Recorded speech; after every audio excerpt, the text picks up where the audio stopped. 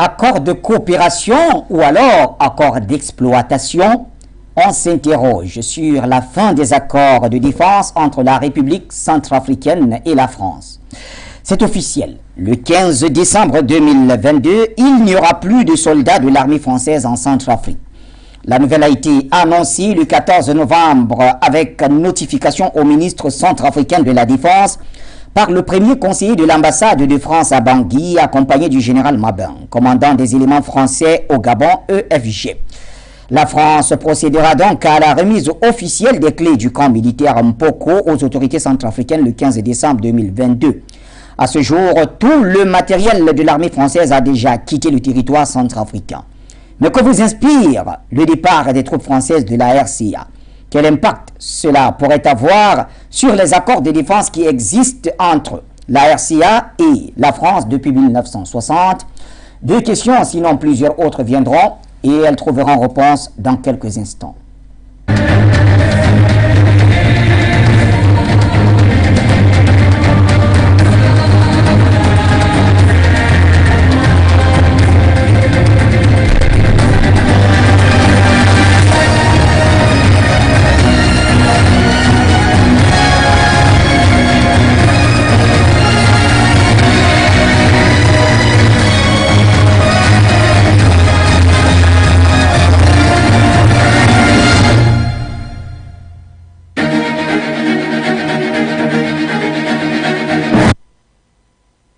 Et bonsoir le monde, bienvenue mesdames et messieurs à cette autre édition du Point sur l'actualité sur les antennes de Foyo Média Africa 96.3 FM pour ceux qui nous suivent en radio, donc du côté de Douala et ses environs. Et naturellement, les satellites Eutelsat et Amos vous accueillent à domicile. Quant aux autres, c'est Facebook et YouTube qui vous éclairent. Pendant ce temps, nombre d'entre vous ont téléchargé l'application Foyo Média Africa sur Play Store et tout cela nous honore. Accord de coopération ou accord d'exploitation, en tout cas, cette question en vaut la peine au moment où nous assisterons en décembre, le 15 pour être plus précis, à la fin des accords de défense entre la République centrafricaine et la France. Qu'est-ce que tout cela vous inspire? Vous pouvez nous appeler à tout moment pour partager la réflexion. Merci d'être fidèle en cette chaîne de télévision. Pour en parler, deux invités et pas des moindres. Notre consultant permanent tout d'abord, Jonathan Batengene est avec nous. Bonsoir, Joe.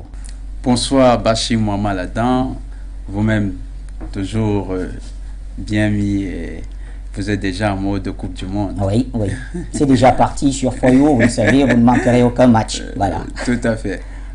Bonsoir à notre éminent copanéliste que vous aurez le loisir de présenter. Je vous en prie, allez-y. Oui, c'est un pasteur, c'est un pasteur, c'est un rédacteur en chef, promoteur média, directeur de publication, directeur de publication de la Dépêche de Midi. C'est le pasteur André Kistel. Et tout à l'heure, nous allons avoir les lumières de ces analyses. Bonsoir à tous les techniciens, surtout M. Foucault qui est aujourd'hui très jovial et très entreprenant.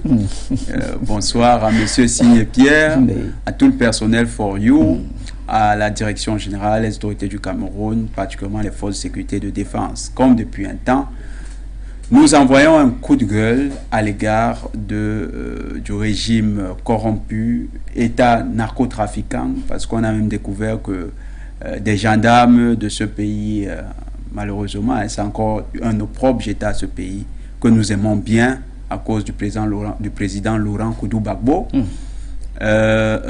Cet État est devenu empêtré dans des affaires louches, incompréhensibles.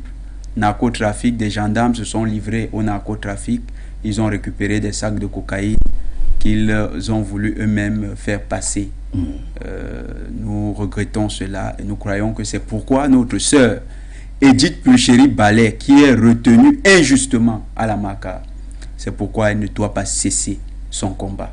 Elle a encore du pain sur la planche, elle doit se battre. Notre sœur Edith Pulchéry Ballet est retenue injustement à la MACA parce qu'on l'accuse d'avoir comploté avec un pays étranger, une puissance étrangère. En fait, parce qu'elle a dénoncé, parce qu'elle a découvert le potoro, c'est-à-dire l'activité de mercenariat d'État auquel se livre le président de la Côte d'Ivoire. Nous n'allons pas être virulents parce que nous avons appris qu'il est malade. En Afrique, on respecte quand même la maladie. Mais il s'est livré à une activité de mercenariat international et ces mercenaires sont retenus au Mali. Donc notre sœur Edith Pucheri-Bala a découvert cela et il l'a fait arrêter. Nous demandons sa libération inconditionnelle et sans délai. Nous disons Edith Pucheri-Bala est innocente. Edith Pucheri-Bala, c'est une héroïne. Maman chérie, notre sœur, vraiment, Yako, prends courage, reste forte. Bientôt, le pays sera libre. Bientôt, notre continent sera libre. Et toi, avec. Merci Jonathan Batengene de signer votre présence, comme vous le faites d'ailleurs si bien depuis plus de 2 mois. Eh bien, vous l'avez dit, nous sommes avec André Christelle Fanga. Il a plusieurs casquettes. Eh bien, à tout moment, il peut virer, hein, puisqu'on invite certes le directeur de publication, mais si l'analyse l'oblige à nous conscientiser du côté de la spiritualité, pourquoi pas, nous y sommes. Cher André Christelle Fanga, bonsoir. Alors bonsoir Bachir, bonsoir, merci de m'avoir invité et merci à mon ami Jonathan qui vous a dévancé dans cette présentation. Oui, bien sûr. C'est vrai qu'il est autorisé en tout cas. Il est autorisé. Alors bonsoir aux millions de téléspectateurs de For You Media. Quand je dis For You Media, télé, radio et presse aussi, parce que vous êtes oui, politique, la presse écrite, Eureka, la presse en ligne, et puis une grande régie publicitaire, voilà, il faut bien rappeler. D'accord, donc nous saluons le promoteur de cette chaîne, Monsieur Serge Espoir Matomba, nous saluons les techniciens, nous saluons tous ceux qui travaillent d'arrache-pied pour justement que la chaîne puisse fonctionner normalement et que nous puissions être vus. Je crois que je ne ferai pas l'économie des mots ce soir pour en parler d'un sujet extrêmement important que vous avez bien voulu mettre sur la table pour nous. Laissez-moi saluer les populations de Bangui, laissez-moi saluer les populations de la RDC, laissez-moi saluer les populations de N'Djamena, laissez-moi saluer les populations de l'Afrique. Parce qu'ils sont tellement nombreux, sans compter ceux qui sont en Occident, hein, qui nous regardent aussi tellement. L'espoir est permis.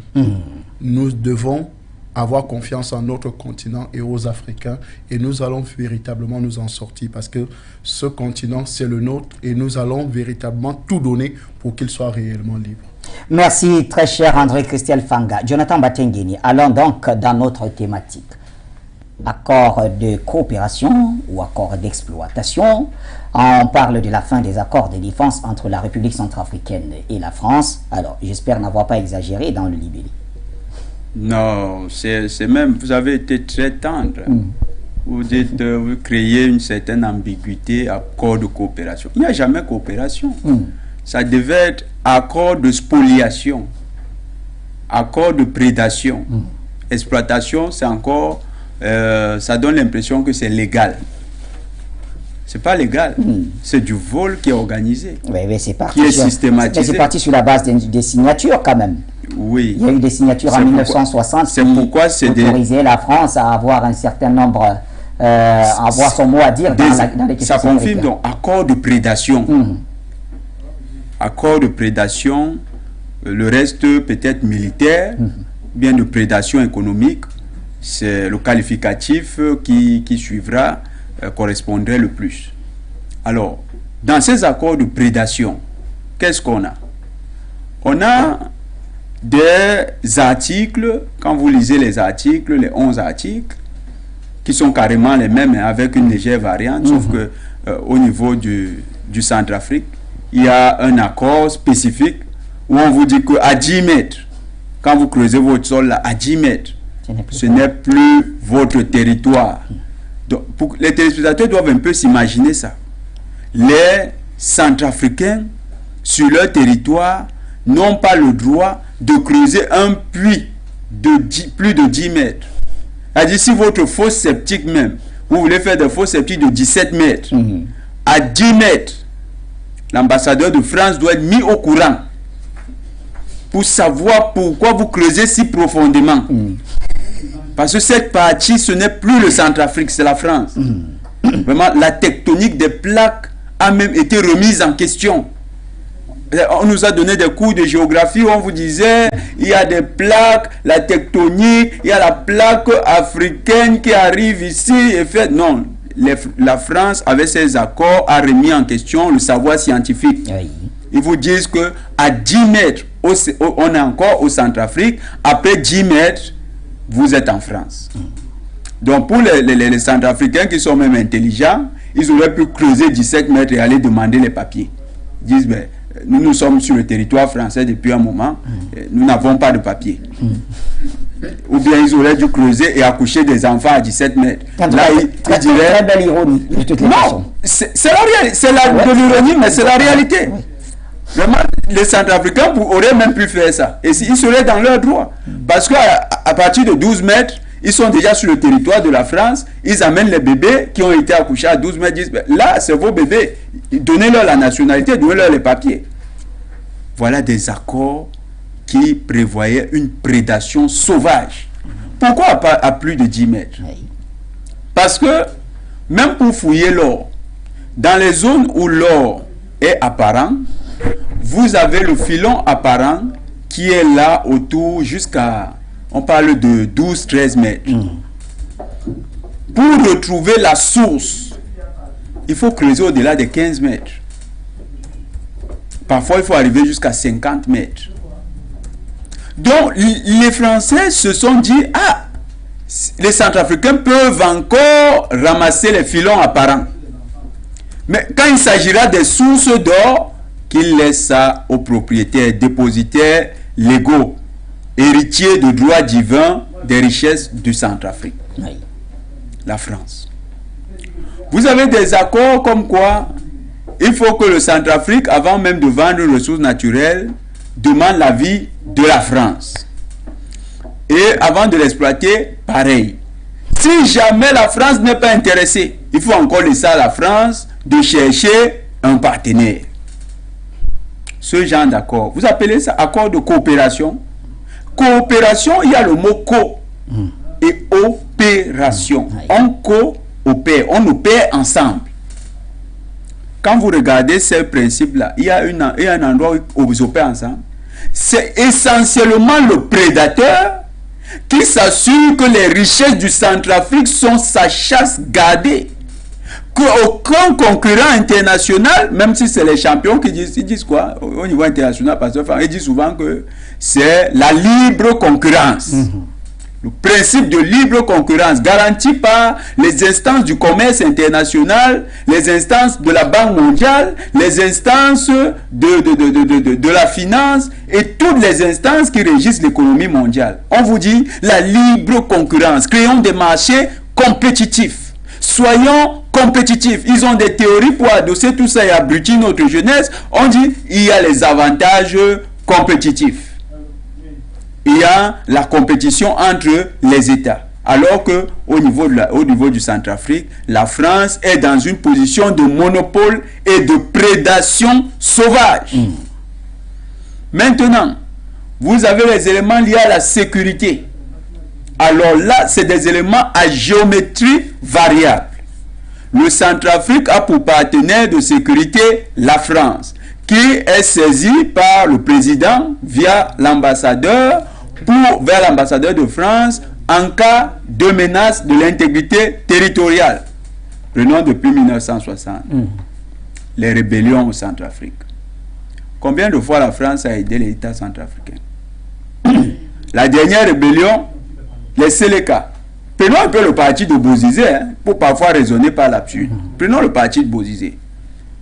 Monsieur Bozizé a attaqué par une rébellion les Séléka. La France a des soldats à Bangui qui sont dans une mission connue Sangaris. Et les Sangaris regardent le massacre intra-centrafricain comme un spectacle de film d'Hollywood. Et qui sont fichus de nous expliquer que c'est parce que le président Bozizé n'a pas tenu compte d'un ensemble de pesanteurs qu'il a attaqué par cette rébellion. Donc le point sur l'inviolabilité du territoire est à géométrie variable. On peut voir comment le respecter. À partir de quel moment il y a violation du territoire. Les rebelles, c'est des bons méchants. C'est des bons méchants. C'est contradictoire. Mais c'est un peu ça que la France disait. Oui. Quand les rebelles envahissent le territoire, massacrent les populations, la France fait encore mieux. Ces soldats se retrouvent à violer les petits garçons, à violer les petites filles. Accord de sécurité. Encore la prédation.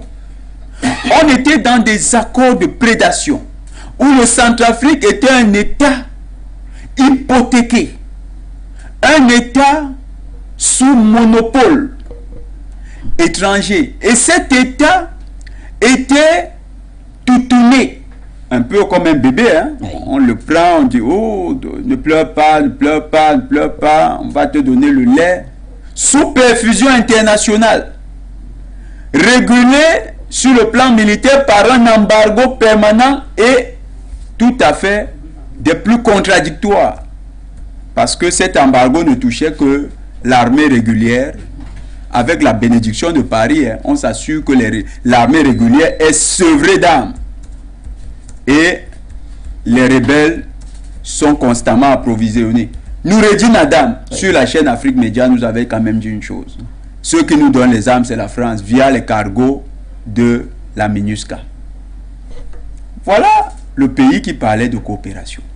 Il n'assure pas ta sécurité. Plutôt, il soutient les rebelles, les rébellions. Il vole tes richesses, pille tes richesses, te raconte tout et n'importe quoi, mais s'assure que tu n'es pas indépendant. Avec un tel compte, avec une telle situation, ce n'est donc que justice rendue. Comme nous avons abordé la question du décanat, ici, ce n'est que justice rendue. Le Centrafrique est en train d'émerger simplement comme État. On n'est même pas encore rentré dans les représailles de Centrafrique contre cette situation injuste que Paris lui a fait subir. Oui. On est encore dans la restauration de l'État centrafricain en tant qu'une entité politique sur un territoire capable d'exercer son indépendance et sa souveraineté à l'international. C'est-à-dire n'étant pas aliéné, n'étant pas assujetti à une puissance, capable de prendre ses décisions sans être influencé, capable de dire désormais si j'ai des concessions, si je peux faire des concessions d'exploitation de diamants, je les concède à un tel et pour une durée déterminée. On est encore au niveau de la définition de l'État centrafricain, c'est-à-dire son accession à la souveraineté nationale. Et c'est ce travail que le Centrafrique est encore en train de réaliser, que nous voyons comme grand, parce que l'injustice d'où il sort est une injustice tout à fait des plus inconcevables. Très bien. Merci Jonathan Batengene. André Christiel Fanga, je me retourne vers vous. Que vous inspire cette fin finalement des accords, hein? Ça fait quoi, 62 ans que la Centrafrique, le Centrafrique si vous le permettez, et la France ont signé ces accords qui étaient quand même censés protéger l'un et pourquoi pas être aussi bénéfique à l'autre. Finalement, tout cela vient à sa fin. Alors, Bachir, laissez-moi apprécier à sa juste valeur la brillante intervention de mon copanéliste ici sur votre plateau, le brillant Jonathan Batengene. C'est ce genre de jeunes Africains que nous avons besoin, qui peut aller en profondeur de la situation, au-delà des analyses périphériques, au-delà des analyses, mais aller toucher le nœud du problème. Et c'est ce que nous encourageons dans notre continent et dans notre Afrique, dans nos pays, dans nos États. D'avoir des gens qui n'ont pas une analyse survolée de la chose. Alors, quand vous me posez la question de savoir... Ce que ça vous inspire. Ce que ça m'inspire. Oui, la fin de ces accords. Ça m'inspire juste... Oh, quel retard. Pourquoi ça a mis si long? Pourquoi ça a tant duré? Pourquoi si tard? Parce que la vérité, c'est qu'il n'y a jamais eu une coopération entre la France et la Centrafrique. Parce que tout accord qui a été signé en 1960, c'était des accords signés entre Français et Français. La partie française, prenons l'exemple du Cameroun. les accords signés en 1960 ont été signés entre Français et Français. D'accord. Parce que c'est les Français qui parlaient au nom du Cameroun. Par exemple. Même chose en RCA. Où vous avez des États où l'ambassadeur de la France est plus puissant que le chef de l'État. Dans tout le précaré français, ça a toujours été comme ça. C'est les ambassadeurs qui définissaient la politique de certains États. Donc aujourd'hui, quand nous assistons à la fin de ce contrat de dupe, parce qu'il n'y a pas eu coopération, il y a eu une imposition, il y a eu un diktat de la France sur nos États, surtout dans l'État appelé le Centrafrique. Parce qu'aujourd'hui, c'est inadmissible. Vous connaissez le cas de David Dacko, Oui. où il a été transporté dans un char français, alors que les accords étaient signés, n'est-ce pas, de protection, les accords de défense étaient signés entre le Centrafrique et la France. Mais c'est les chars français qui ont transporté M. David Dacko pour aller l'installer au palais présidentiel. Vous voyez qu'il n'y a plus d'accord là-dedans. Ça devient une imposition de la loi française. Ça devient une imposition de ce que les Français veulent. On a vu plusieurs cas où la France, soi-disant, intervenait. Mais comment est-ce possible dans un pays ou bien dans les États normaux? La France a transporté M. François Bozizé. Vous savez que M. François Bozizé est arrivé à un mois pour qu'il ne soit plus candidat à l'élection présidentielle, au vu de sa durée à l'extérieur du pays. Parce qu'il y a un certain temps, pour que vous soyez candidat à l'élection présidentielle en RCA, il fallait résider un certain nombre de temps au pays. Il lui restait quelques mois, quelques jours. La France l'a transporté où il était en exil, l'a ramené et a forcé son entrée en RCA. Oui. Forcer son entrée.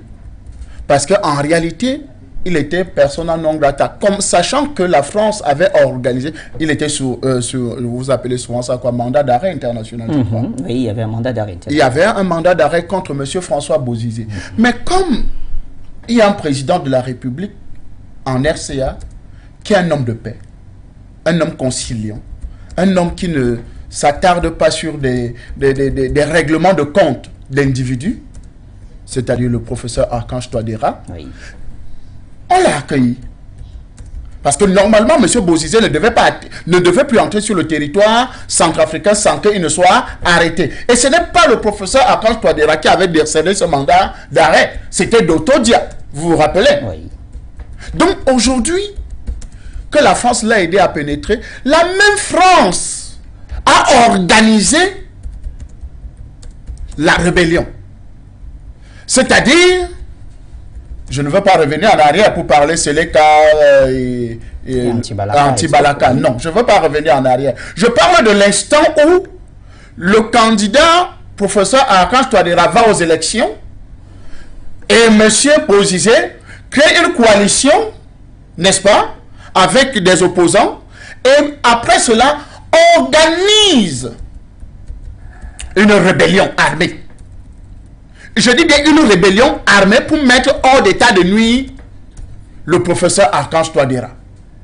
Heureusement que le peuple centrafricain, les amis, les vrais amis de la Centrafrique se sont organisés pour dire que ça ne se passera plus ainsi dans ce pays-là.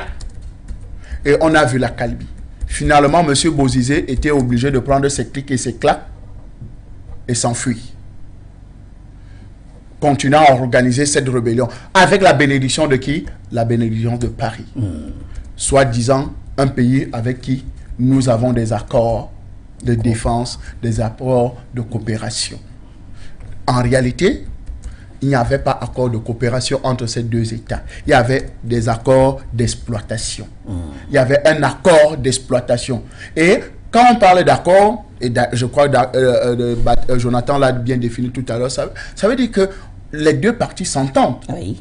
Alors, s'il n'y a pas eu accord de coopération, ça veut dire qu'il y a autre chose que l'accord de coopération. Batengene parlait de spoliation. De spoliation. Oui. On ne peut pas parler d'accord à cette fois-ci. On ne met pas un accord dessus. Parce que si on met accord là-dessus, ça veut dire qu'on cautionne qu'il y a eu une partie centrafricaine qui a cautionné l'exploitation de la Centrafrique. Non. Il y a eu une imposition. Il y a eu matraquage. Il y a eu même des assassinats pour permettre à la France de s'installer en Centrafrique, pour piller, pour exploiter, pour spolier les Centrafricains. Donc, quand nous parlons de cela, c'est avec un cœur lourd. Parce que s'il faudra ouvrir le contentieux historique, vraiment, la France, on ne sait pas où on va la mettre. Parce qu'on pourra la déchirer en 1000 morceaux. Oui. Le Cameroun réclamera sa part. Le Centrafrique réclamera sa part. Le Tchad réclamera sa part. La Côte d'Ivoire réclamera sa part. Le Niger. Et tous ces différents États de la francophonie réclameront leur part. Parce que la vérité, c'est que cette France-là, s'il faut la condamner, on ne sait pas quel morceau de la France va rester vivante. Aujourd'hui, nous pouvons dire simplement que le peuple a mûri. Le peuple hier, je parle bien du peuple centrafricain, oui. Hier qui ne comprenait pas les enjeux, aujourd'hui a compris les enjeux en face d'un leader, devant un leader qui leur montre la voie que mes chers amis, voici la voie à suivre. Et cette voie, c'est la voie de la liberté. C'est la voie de l'émancipation. Oui, on peut voir des jeunes Africains. Vous avez suivi, madame la ministre des Affaires étrangères. Madame Sylvie Waipotemon. Oh, brillante centrafricaine. Donc, vous voyez que son intervention était d'une simplicité et tellement limpide que vous pouvez comprendre avec politesse. Et c'est ce genre, tout à l'heure j'ai apprécié Jonathan Batengene, vous pouvez voir ce genre de ministre dans notre République, une jeune dame, qui peut intervenir face à la géopolitique mondiale et qui peut dire clairement la situation de son pays et qui dit voici ce qui se passe et ce qui s'est passé et voici la situation actuelle de la Centrafrique. Et ça, nous pouvons être fiers. Nous pouvons dire aux Centrafricains, courage, allons de l'avant. Il y a une vision. D'ailleurs, nous savons tous que un peuple qui n'a pas de vision est un peuple perdu. Oui. Hier, il n'y avait pas de vision. Aujourd'hui, il y a une visibilité. Il y a une vision claire, présentée par un homme éclairé. Et les autres peuvent suivre en disant, allons-y, nous tenons déjà le bon bout. Et nous pouvons arriver à sortir du trou, même si le trou était creusé à 10 mètres. Maintenant, on peut sortir de ce trou-là. Parce qu'en réalité, on était permis de creuser jusqu'à 10 mètres. Oui. Maintenant, on peut sortir même de trou de 10 mètres là. Parce que quand on nous donnait la permission de creuser jusqu'à 10 mètres, c'était pour nous enterrer. C'était pour que on ne reste que... On reste pour faire. Ce n'est que pour les WC, ce n'est que pour les puits d'eau, ça s'arrête là. Point. Et pour les enterrements. Oui. Donc, après ça, qu'aujourd'hui le peuple a compris, alors nous pouvons d'abord déjà sortir d'abord des 10 mètres. Interdit, n'est-ce pas? Aujourd'hui, on sort de là et maintenant, on peut voir comment on peut creuser maintenant en profondeur jusqu'à peut-être même 20, 50, 100 mètres. Cela dépendra de nous maintenant parce qu'en réalité, nous sommes sortis du trou. Parce que nous sortons de loin, parce qu'une coopération avec la France est une coopération maudite. Je dis bien, tout pays qui a rencontré la France sur son chemin, ce pays-là a été enterré. Parce que vous ne pouvez pas donner ce que vous n'avez pas. La France n'a pas même un seul instant de grand amour en elle, la France.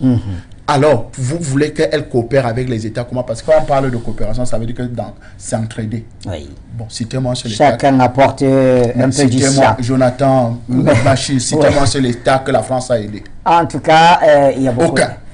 Moi, je n'en connais pas. Il y a beaucoup de programmes d'aide français qui sont dirigés vers l'Afrique. Nous savons ce que l'AFD a apporté. Très bien, je voulais justement... L'Agence française de développement. En tout cas, on y reviendra. Je vois Jonathan regarder. Non, Jonathan, rassurez-vous, je ne dis que ce qui est là, c'est à vous de démontrer le contraire. Je vais du côté du téléphone. Retenez votre souffle. Abou nous appelle depuis l'Angleterre. Bonsoir, Abou. On n'a même pas encore affiché les numéros. Oui, bonsoir, monsieur Bachir Ladan. Oui, c'est le frère Abou depuis l'Angleterre. Je suis tellement content de vous revoir ce soir. En tout cas, restez bénis, bénis, bénis. Et comme je l'ai dit, vous êtes le meilleur journaliste du monde. Je salue tous vos invités d'honneur, en particulier le brillantissime jeune Jonathan Batengene. Vous êtes l'espoir et nous vous aimons très fort. Et une fois que j'ai dit cela, Bachir, je salue tous les techniciens et les services de sécurité aussi. Bachir, en ce qui concerne la problématique d'aujourd'hui, merci d'attendre. Bon, vous savez, comme je le dis toujours, pour juger une entité, en truc comme on appelle ça, en comptabilité, nous avons un outil incontournable qu'on appelle l'audit. Vous comprenez? Donc, quand nous faisons l'audit de la coopération entre la France et l'Afrique, ce qui nous revient de cet audit-là est que l'Afrique a été pauperisée, l'Afrique a connu tous ses leaders nationalistes qui ont été assassinés, l'Afrique, jusqu'à présent, est dans un chaos organisé, l'Afrique, jusqu'à présent, n'est pas industrialisée. L'Afrique, jusqu'à nos jours où je suis en train de converser avec vous, se cherche. Mais en retour, la France, qui, elle, n'a que comme ressource le lait et la vigne, est troisième productrice d'or dans le monde. Elle produit l'uranium qu'elle revend aux autres sans en avoir un seul plan d'uranium sur son sous-sol. La France, elle encore, elle qui décide au Conseil de sécurité, alors qu'elle n'a jamais gagné une guerre. Comme je l'ai démontré auparavant, que la France est rentrée que dans le Conseil de sécurité grâce à Churchill. Voilà, parce que la France est un pays colonisateur des Africains, donc c'était juste pour garantir les matières premières. Donc cette France-là, qui n'a jamais gagné de guerre, cette France-là paresseuse, cette France-là qui ne mérite rien, un petit pays de rien du tout, qui a mis à jour tout un pays, tout un continent, 17 pays à son actif, 15 États à son actif sur le franc CFA. Vous comprenez? Donc, nous disons que quand nous faisons l'audit, parce que l'audit peut prendre des jours, hein, mais l'audit succinct que je viens de faire, nous disons que cette coopération a été caduque en matière d'apport pour l'Afrique, mais elle a été florissante en matière de gains pour l'Europe. Donc, c'est pour dire quoi? Que la France nous a exploités. Et c'est pourquoi que votre question, comme vous avez dit coopération ou exploitation, ça dit que la question, en même temps la réponse est dans le sujet. Donc, c'était une exploitation, mais une exploitation sauvage, cruelle, criminelle. Vous comprenez? C'est une exploitation de mépris foncier, satanique. Donc, nous sommes en lieu de dire quoi?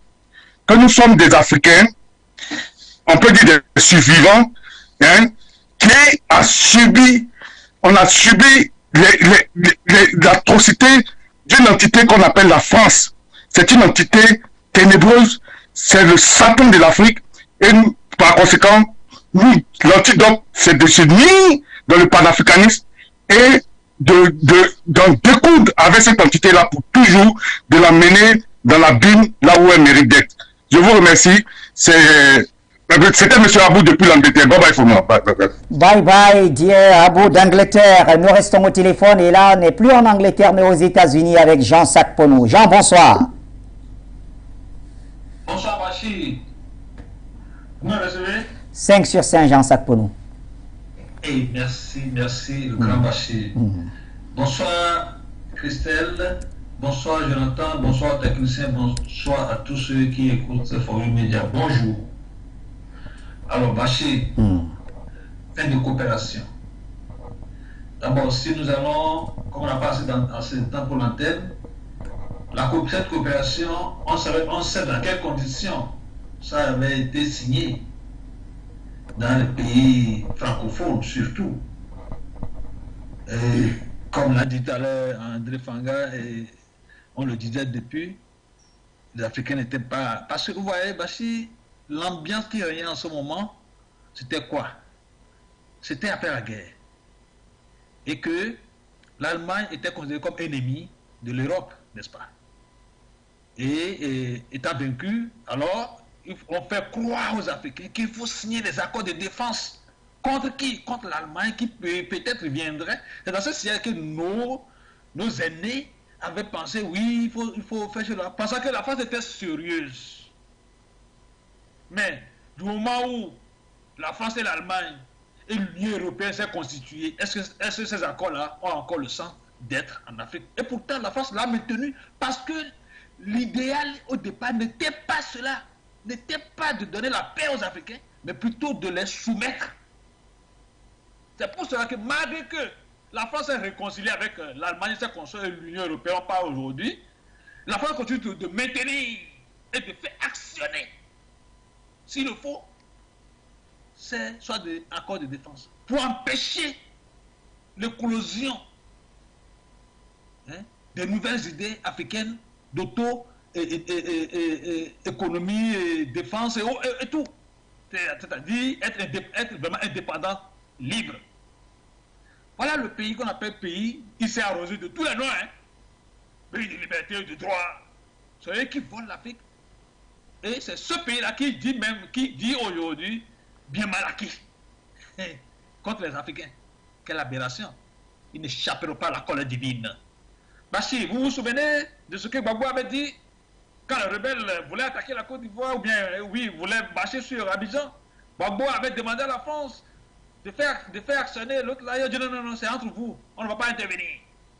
Voilà le soi-disant accord de défense. Mais, qu'est-ce qui s'est passé récemment au Tchad? Quand Idriss Déby a voulu actionner, vous avez vu ce qui a été. C'est-à-dire c'est des criminels. Ils font des choses, ils brouillent tout, en se donnant de raison, oui, parce que ça. Pourquoi alors, quand ils leur avaient demandé de faire cela, ils l'ont fait pour tuer encore les Tchadiens? Parce que c'est les Noirs. Ça, la vie des Noirs ne les importe pas.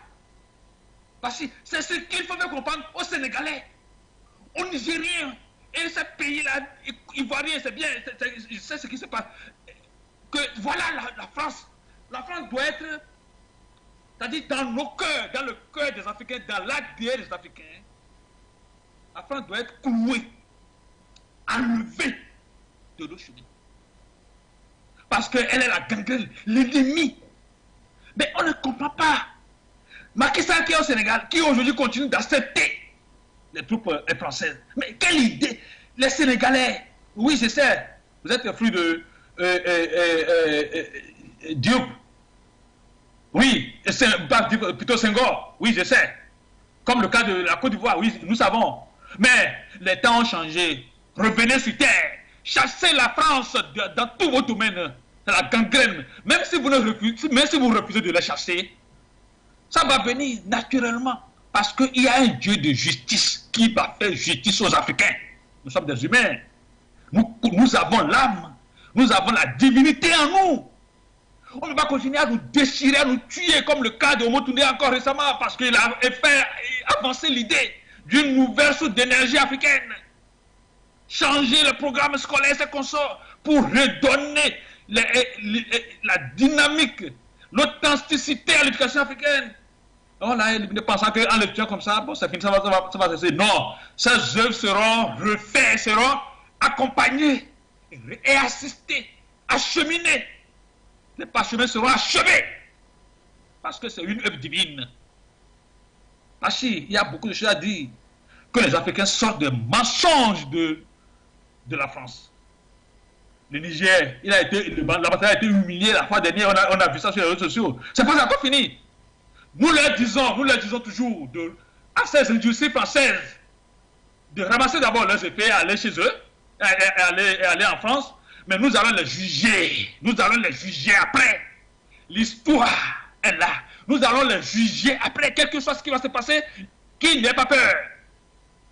Du jour au lendemain, même si nous ne sommes pas là, nos enfants vont les juger. La France et ses alliés qui ont commis des bévues, des criminalités sur le continent africain seront jugés. La vraie justice, la vérité va apparaître. Je m'arrête là, que Dieu bénisse, nous sommes en guerre. Bye, merci. Merci à vous, très cher Jean Sacpono, depuis les États-Unis.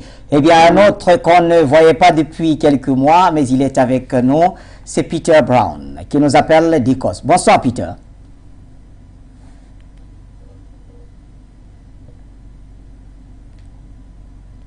Peter, bonsoir.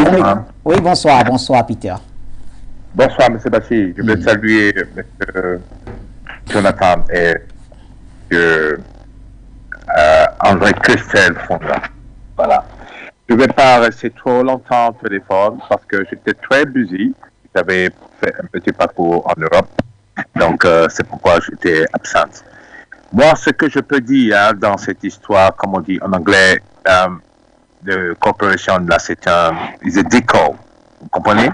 Ça veut dire c'est un leurre. Donc, les Français, à l'époque, ils avaient l'intelligence.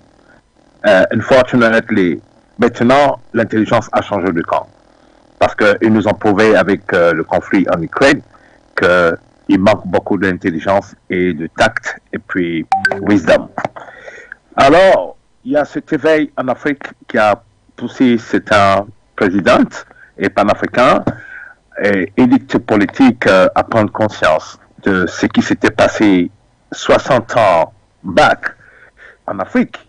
Et quand on fait les consultations de ce accord, que ce soit pour le Côte d'Ivoire, que ce soit pour le Cameroun ou bien Burkina Faso, etc., on comprend que la France avait confisqué ses colonies, mais avait fait croire aux yeux de United Nations qu'ils sont indépendants.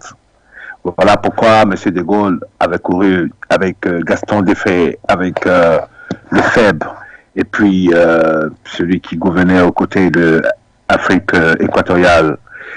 Ils ont tout fait pour choisir le président, et c'est pourquoi au Cameroun, il y a eu cette guerre pour laquelle on a éliminé tous ceux qui pouvaient éveiller les consciences. Ils avaient besoin, excusez-moi, M. Bachir, je ne veux pas être très invective, ils avaient besoin de moutons. Il y avait le président comme Houphouët-Boigny, je m'excuse pour les Ivoiriens, mais il faut dire la réalité où il est. Il y avait le président Houphouët-Boigny, il y avait le Paul Senghor, il y avait Amadou Ahidjo, il y avait tous ceux-là qu'on a enlevés pour placer, que ce soit Yadema Père, et puis je vais citer Mathieu Korokou, tout ça. Parce que c'était des gens qui respectaient le principe de la France pilleur, de la France prédateur, de la France exploitateur, comme a dit M. Batengene, que je partage 100%. Donc, aujourd'hui, nous avons un changement. Mais je vous assure qu'il y a une grande panique ici en Europe parce que la France est en train de gratter les cheveux.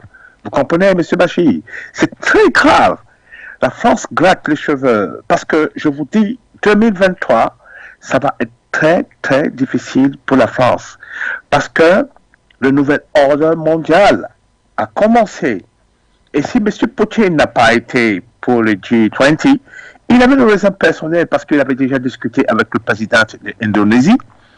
Il avait déjà discuté avec son ami Xi Jinping de comment ils vont procéder en 2023 quand l'opération spéciale va terminer en février. Et ça, je peux vous le dire, hein, vous allez encore voir. La mission de formation de l'Union européenne en République centrafricaine. 4 sur table, c'est-à-dire avec beaucoup d'humilité que les États-Unis vont parler. Aussi, la France va revenir avec une offensive très sobre. Alors, moi, je ne suis pas très dur comme M. Batengene, que j'admire beaucoup, hein, mais je me dis que quand quelqu'un, tu as imposé le respect à quelqu'un et qu'il vient vers toi avec respect, je l'accueille, pourvu qu'il marche comme toi tu marches avec tes partenaires actuels, c'est-à-dire Russia, China, Iran, India, etc., etc. Donc, si la France revient, moi je ne plaide pas pour eux, mais ils ne peuvent pas se passer de nous en Afrique. Quand je veux rester sur le subject, en parlant de Centrafrique, M. Batengene a dit, quand tu creuses under 15 meters, tu deviens citoyen français. Il a raison. Ça veut dire que les Centrafricains n'avaient pas besoin de visa pour venir en France parce que ils étaient en fait un département d'outre-mer continental. voilà un peu de raison. C'est pourquoi, chaque fois que quelqu'un essayait de se lever, on se met le trouble, on se met le guérilla, on se met le war, et puis pour que le Centrafrique appelle au secours la France, et la France dit à l'ONU, vous avez vu, ils m'ont appelé au secours, je suis venu. Aujourd'hui, c'est fini.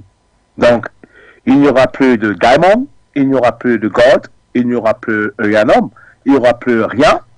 Et le Centrafrique, tel que je vois le président Touadéra, d'ici 15 ans, quand ils vont former des élites dans certaines spécialités, ce pays va connaître vraiment le vrai émergence. Je vais m'arrêter ici. Merci beaucoup pour les médias. Bye. Merci à vous, cher Peter Brown, pour la contribution ce soir. En tout cas, comme vous pouvez le voir, vous êtes très demandé par nos téléspectateurs. Bon retour parmi nous. Nous prenons notre appelant avant de revenir vers... Alors, je n'ai pas bien suivi le nom. D'accord. Il y a un appelant donc sur WhatsApp. Il n'a pas encore donné son nom. Donnons-lui tout de même la parole. Bonsoir, très cher appelant. Votre nom et puis votre contribution à cette thématique. Bonsoir, Bachi, c'est Bandakani Emmanuel, j'appelle depuis la Côte d'Ivoire. Très cher Bandakani, bonsoir. Bachi, vous êtes le meilleur. Oui, je ne cesserai de vous le dire. Merci pour tout le travail que vous abattez. Bachi, voici un voleur qui dit j'arrête de te voler. Mais c'est la joie de celui du victime. Ou bien la victime, elle est heureuse. Bachi, nous espérons que la France est sincère dans sa démarche. Et qu'elle soit sincère ou pas, les accords coloniaux, l'Afrique d'aujourd'hui est en train de déjà... Nous sommes en train de rompre les relations, c'est clair. Ou bien Bachi, de toi à moi, nous sommes en train de rompre les relations. Voilà, que la France veut ou pas, nous, on fait plus rien avec la France. Ce que je vais demander au peuple africain est que vraiment, nous leur demandons de prendre le train en marche. Les endocolons, je veux parler, Bachi. Qu'ils prennent le train en marche, c'est fini. L'Afrique est en train de se réveiller, la jeunesse est debout. Nous sommes conscients de leur pillage, de leur vol, de leur viol. Nous sommes conscients. C'est la France seule qui n'est pas consciente que les Africains d'aujourd'hui sont conscients. Bien dommage pour elle. Et la négociation dont vous avez parlé depuis 2011, elle a refusé de négocier. Elle a été toujours brutale. Mais aujourd'hui, voici ça. Nous avons décidé de coopérer avec d'autres personnes. Nous avons décidé de régler nos problèmes avec d'autres personnes. Donc la France n'aura que ses yeux pour pleurer. Bientôt, la fraîcheur va les prendre, je ne sais pas ce qu'ils vont faire. La Russie a fermé les gaz avec des sanctions sauvages, inconscientes, que cette union dite européenne a prise contre la Russie. Voilà où est la France. Voilà où est la France. Vraiment, Bachi, c'est une joie pour nous les Africains d'avoir cette nouvelle.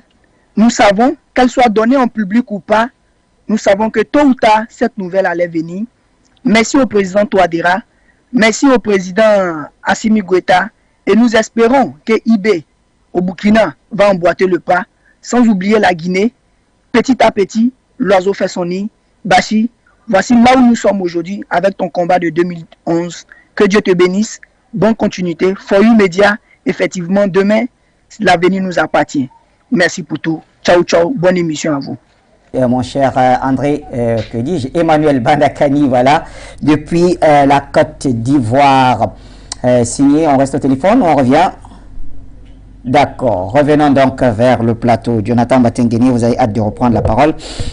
Dio, quels sont les éléments qui ont quand même contribué à ternir la qualité des relations entre Paris et Bangui? Parce qu'il faut bien dire que... Ils sont légions. Oui, ils sont légions. On ne sait plus par quoi commencer. Paris a commencé par gronder le jour de la finalisation de la transition. Oui.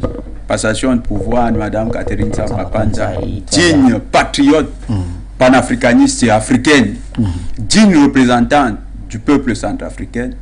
Elle est vraiment l'image de la femme qu'il faut présenter à nos jeunes sœurs, à nos femmes, à nos enfants. Leur dit, il y a eu des grandes dames en Afrique, des Amazones, comme Catherine Samba-Panza.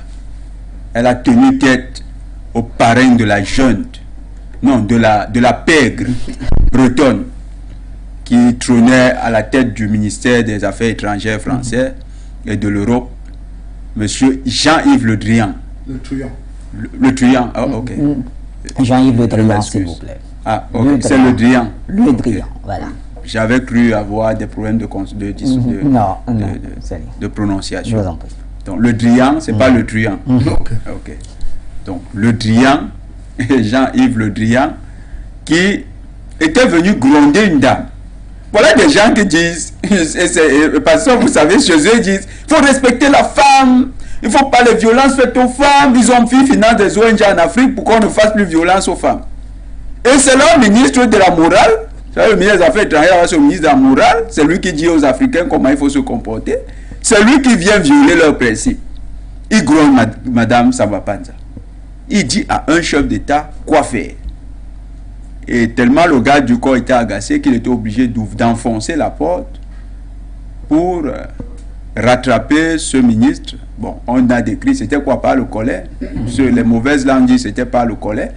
Il a dû le récupérer et l'écarter pour qu'il ne soit pas encore plus violent avec la présidente. Parce qu'il voulait à tout prix qu'elle signe un document illégal. Qu'elle prolonge les accords avec la France, du moins pour le contrôle d'un ensemble de ressources stratégiques. Et Mme Samba Panza a dit, moi, je ne suis plus présidente. Il y a un nouveau président élu, c'est lui qui s'occupera de tout le reste. Elle a été exemplaire, elle n'a pas fait comme Mme Darlan.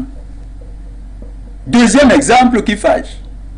Une dame était au Conseil constitutionnel, à la Cour constitutionnelle, elle était en fin de carrière, les fonctionnaires avaient oublié son dossier, et cette dame a commencé à se laisser miroiter des postes à l'international, qui lui étaient proposés par l'ambassadeur de France, qui est devenu plus un cartel, le maître d'un cartel à Bangui, qu'un véritable ambassadeur.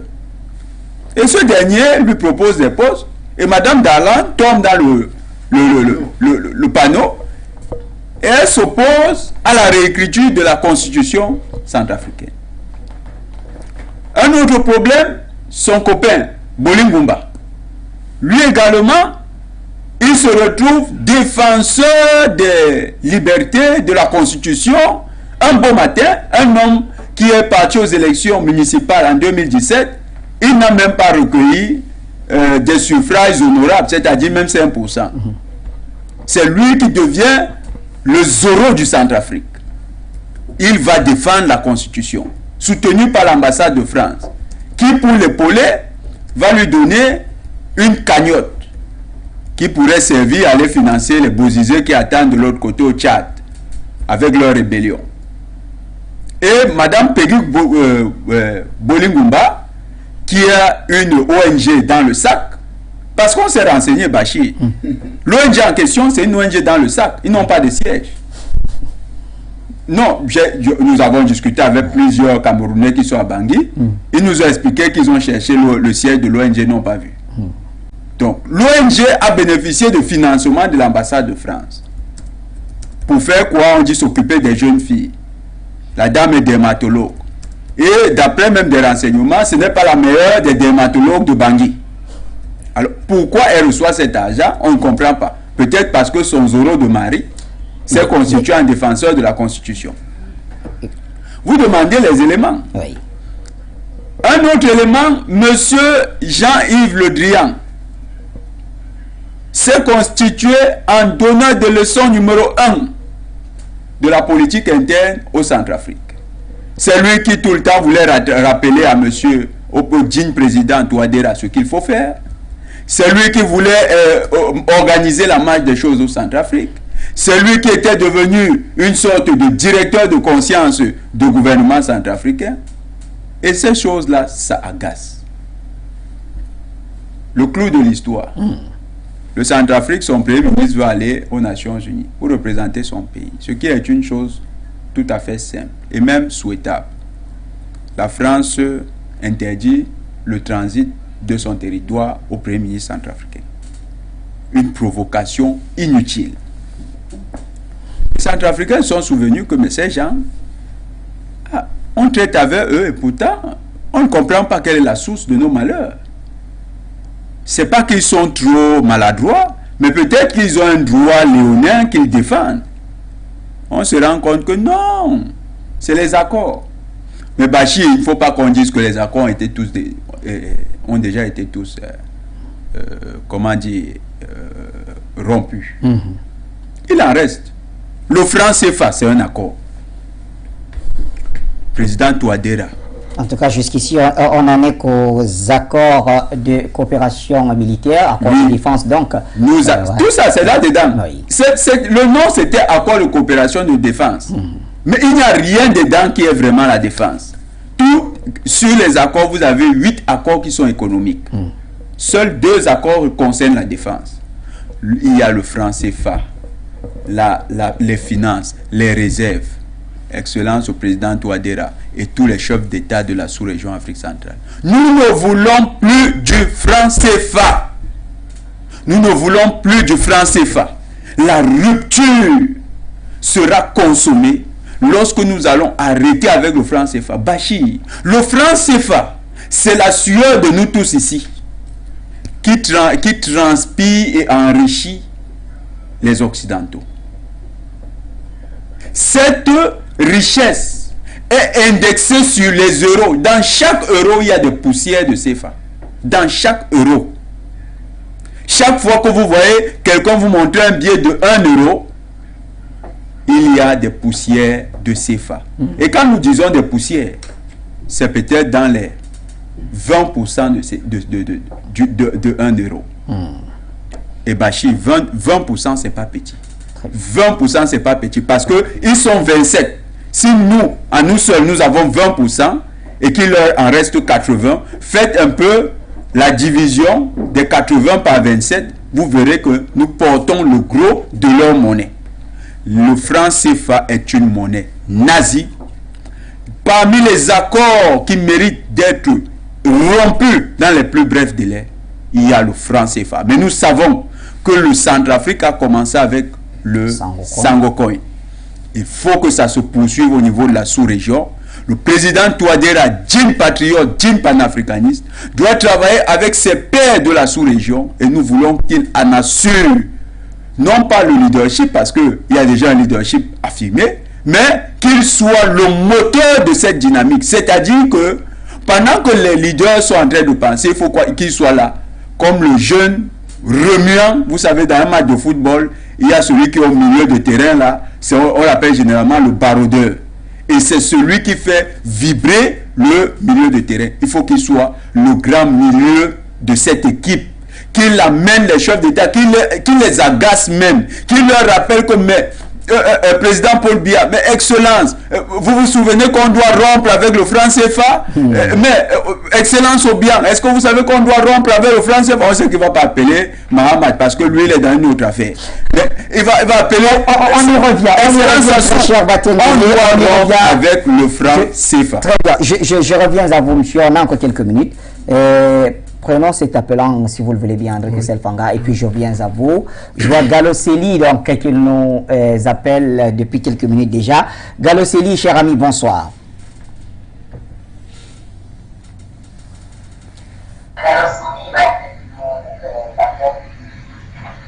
Bonsoir, Galoseli. Oui, Galoseli, bonsoir. Oui, bonsoir M. Ladan, bonsoir à vos invités, M. Batangene et M. Fangwa, et bonsoir à tous ceux qui appellent pour animer le débat. Monsieur Ladan, vous avez posé une question cruciale. Coopération ou exploitation? Nous savons que jusqu'à l'heure, ça a été de l'exploitation. Maintenant, est-ce qu'on peut coopérer avec un pays qui a des bases militaires dans vos pays, qui a le franc CFA, comme le disait M. Batangene et tout cela? Je ne crois pas. Pour moi, pour être très court, la France doit faire ce qu'on appelle amende honorable si elle veut s'en sortir. C'est-à-dire, elle doit proposer une chose très simple. C'est parce que c'est ce que nous allons faire. Si c'est elle qui prend le devant, elle supprime le CFA. Elle dit, asseyons-nous, on termine avec cette histoire-là, ce sera une très bonne chose. Si elle nous donne un calendrier de retrait des bases militaires, là, nous allons lui accorder des circonstances atténuantes et dit, vous nous avez emmerdé avec l'esclavage, avec la colonisation, avec la néocolonisation, mais vous avez fait preuve de bonne foi. Et maintenant, nous pouvons coopérer. Mais en attendant qu'elle fasse ces pas-là, si c'est nous qui la chassons, qui créons notre monnaie et tout, j'aime toujours dire, il y a eu un micro-exemple au Rwanda, où le Rwanda a chassé la France, où ils sont passés du français à l'anglais, et où la France rampe aujourd'hui au point d'aller nommer une Rwandaise comme présidente de la francophonie, ou je ne sais plus comment, de la francophonie. Donc c'est vous dire que la France est face à de très gros défis. C'est une grande puissance, elle a les moyens, elle est assez rusée, mais aujourd'hui, nous les Africains, nous n'allons accepter aucune ruse. Nous voulons une coopération, mais une coopération telle que nous l'avons définie, sans gagnant-gagnant et d'État à État, égal à égal. Voilà ce que je souhaitais ajouter par rapport à tout ce que les autres ont dit. Merci de m'avoir écouté. Merci à vous également, cher Gallo Sili. Alors, André Kisselfanga, je vais vous donner la parole, mais je vais lire ce message d'un de nos téléspectateurs. En tout cas, je le découvre aussi. Il est à Bordeaux. Il s'appelle Jean Duvelier. J'espère que ce n'est pas un pseudonyme. Jean Duvelier. Alors, allez ce qu'il dit. Vous semblez très dur vis-à-vis de la France. Est-ce que vous ignorez que l'armée française est intervenue à plusieurs reprises en RCA dans les années 1979 à 1981 avec les opérations Cabane et Barracuda, de 1996 à 1997 avec les opérations Almandin 1, Almandin 2 et Almandin 3, en 2003 avec Boali et en 2016 avec Sangaris. En 2021, la France a suspendu sa collaboration militaire avec la RCA parce que les autorités centrafricaines ont soutenu le sentiment anti-français dans le pays. Et fin de citation, c'était le message de Jean Duvelier. Comment on réagit à ça? Je lui dis grand merci d'avoir pensé à ces différentes interventions françaises. Ces différentes interventions françaises qui ont souvenir malheureux. Parce que tout ce que la France a touché, ça a pourri. Tout ce que la France a touché, a pourri. Je ne veux pas rentrer loin en arrière, où il a commencé les interventions. Oui. Je m'arrête seulement sur Sangaris. Opération Sangaris. Sangaris, d'abord, c'est ces papillons rouges qui peuplent la forêt centrafricaine, qui a eu pour nom de baptême leur opération. Et vous savez que la Centrafrique, c'est un pays de papillons, n'est-ce pas? C'est un pays de papillons. Donc, quand vous voyez l'État français choisir un nom de baptême pour leur intervention, ça veut dire que derrière se cache quelque chose d'extrêmement important. C'est les seuls papillons qui se posent sur les fleurs, parce qu'en fait, la Centrafrique, c'est un pays des fleurs. Oui. Donc, c'est les seuls papillons qui se posent sur les fleurs et les mangent. Donc, les papillons rouges, Sangaris, qui se déposent sur les fleurs centrafricaines, ce n'était pas pour leur bien, mais c'était pour les détruire. La preuve en est, ils ont détruit une jeunesse, pas parler de jeunesse, c'est même trop dit, mais des petits enfants, garçons comme filles. Comment des papas, des vieillots, soi-disant militaires, peuvent s'attaquer au derrière des enfants, des jeunes garçons? Et vous nous appelez ça coopération? Vous nous appelez ça coopération militaire, accord de défense? Mais non, c'est un accord de mort. Accord qui ne produit absolument rien, mais qui produit plutôt la désolation, les cris. Parce que c'est une génération sacrifiée. Quand vous avez fini de bousiller le derrière des enfants, c'est pour qu'ils aient quel avenir encore. Donc, messieurs, quand vous parlez des opérations françaises, nous nous souvenons de toutes ces opérations qui n'ont rien produit. Et d'ailleurs, nous le disons et nous continuerons à le dire, nous n'avons jamais coopéré avec la France. Nous n'avons jamais coopéré avec la France. La France s'est imposée. Et je crois que c'est un téléspectateur qui le disait tout à l'heure. Quand l'Allemagne est partie, l'Allemagne, on a fait croire que non, l'Allemagne pouvait revenir par la force et par la violence. Donc il fallait absolument avoir un protecteur appelé la France, qui a bénéficié de l'apport de l'Angleterre et des autres puissances et des États-Unis, n'est-ce pas? Parce qu'en réalité, De Gaulle a amené les 14 États comme échange pour avoir une place dans le concert des nations.